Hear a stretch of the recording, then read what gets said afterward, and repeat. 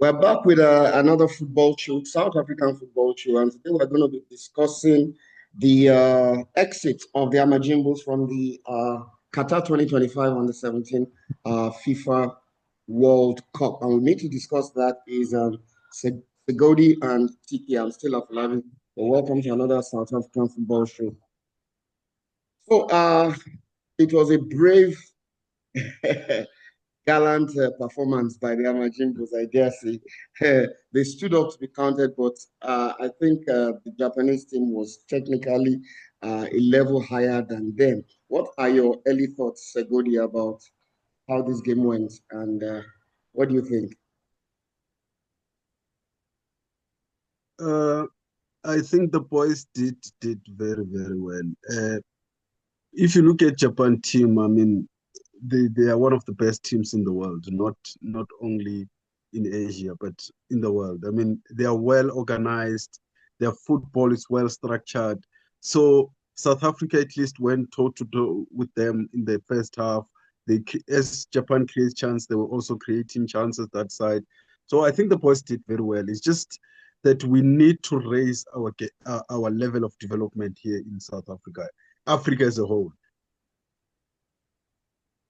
Yes, I quite agree with you. If you look at the performance of the Japanese team, you could see that they were tactically very disciplined. You can see the shape in the midfield, very structured and organized. You know, their possession was controlled, very like robots, short, incisive passes. They were able to, build pressure with their quick, passing and movement. And basically, I think South Africa took them to goalless at halftime. But in the second half, they dominated, and they ultimately their movement wore down the South African team, and they won as a result of this. I don't know what your thoughts are, TK. What do you think about this game? I think it was a brave performance by South Africa, but they met a technically superior Japanese team. What do you think? Yeah, yeah. I share the same sentiments with you and Sohodi. Is that despite it being a massive achievement to reach this level, the boys could have done better. They could have buried the game actually in the first half, where they had multiple chances, to score. Because in the first half, the game was more even though Japan had most of the possession, but South Africa's counterplay was actually good. The way they were, breaking those defensive lines, it was just lacking of a goal. Then I don't know what happened second half when the game came back. Then the Japanese team scored. I mean, brilliant goalkeeping from our boy Radebe, and two saves.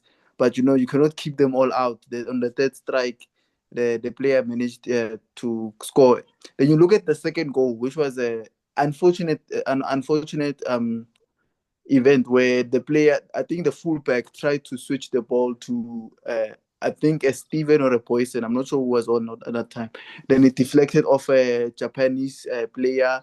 Then there was a Japanese player standing there, the number 9, standing in the box, who got a gift of a goal, scored the second goal. The third goal, unfortunately, I didn't see because I tuned off. I was watching the Bafana game.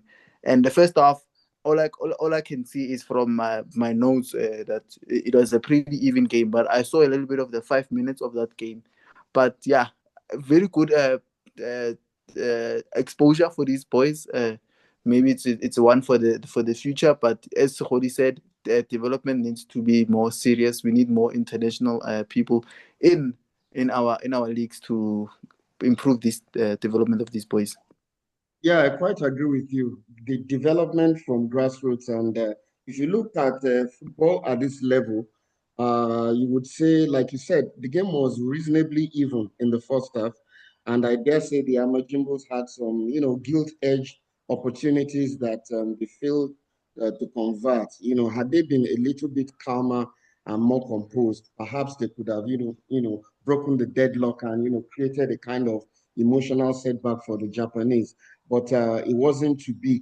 I think also, I don't know what your thoughts are on this, Segodi. I think the international friendly games they had before the tournaments were not enough to really, get this team prepared and, ticking. And then I think they had some injuries also that affected their defense in this game, as well as their performances in the group stage were not so, not so consistent. I don't know what your thoughts are. What can you really say was really responsible for their loss today, Goni? No, part of it has been like we're missing so many players because here in South Africa, like you see the under 17s, they normally in grade 9, grade 12, somewhere there. So they're writing exams. So lots of players didn't go to play in the under 17 World Cup. And the preparation as well. I mean, we played Malawi that we always play in COSAFA. Even our second under 17, we have two under 17s. There was another under 17 which was playing COSAFA.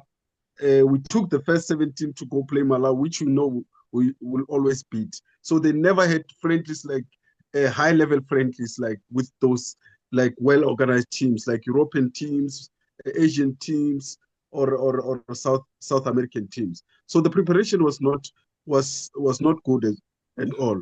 But also, I think we need to put football in schools. We need to develop these boys very early so that when they get to that level, this thing is not new to them.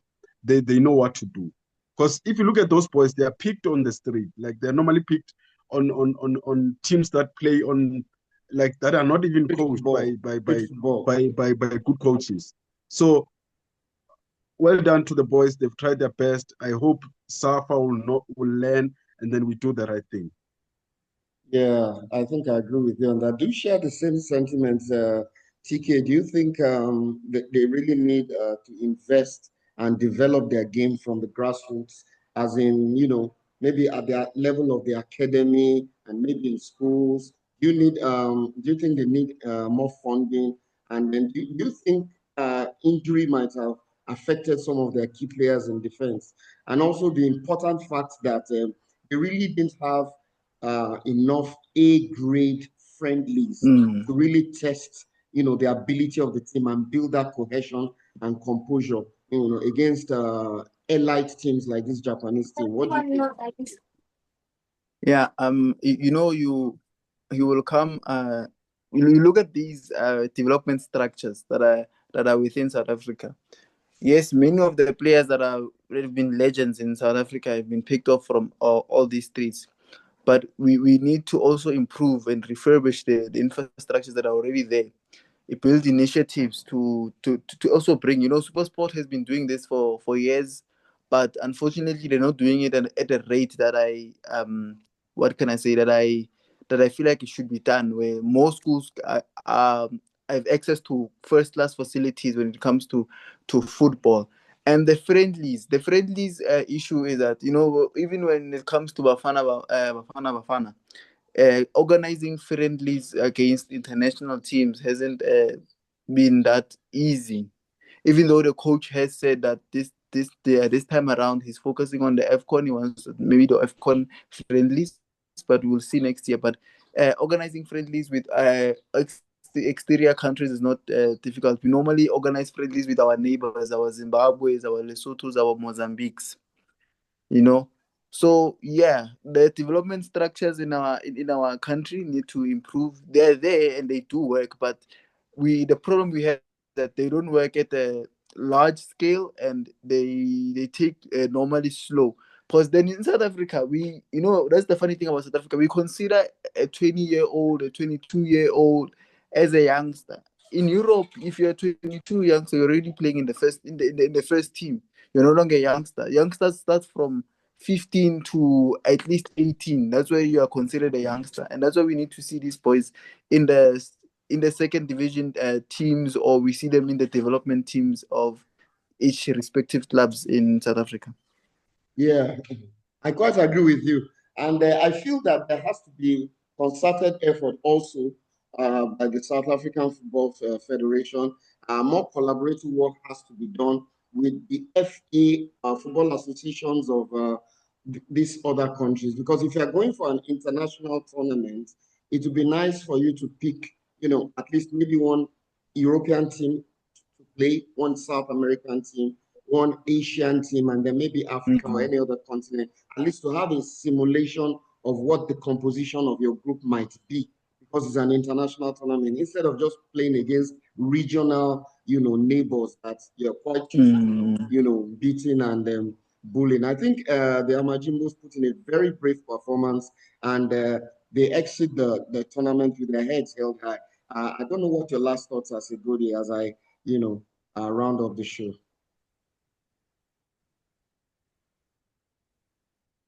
Segodi, are you there? Okay, I think TK, you can take it from there. Your final thoughts. Yeah, I'm here. Can you hear me? Okay, Segodi, you can. Can you hear me? Yeah, sure. Your final thoughts, I was saying. No, my message to. Okay, my final thought is to all African countries, please let's invest in development football, because even if those teams that are winning, you can see that they're just being helped by being physical, but development is not there. They don't have the proper development. Even teams, West African teams that are winning, it's not because they've been developed well. It's just they are helped by their physicalities. That's all. We need to develop our football.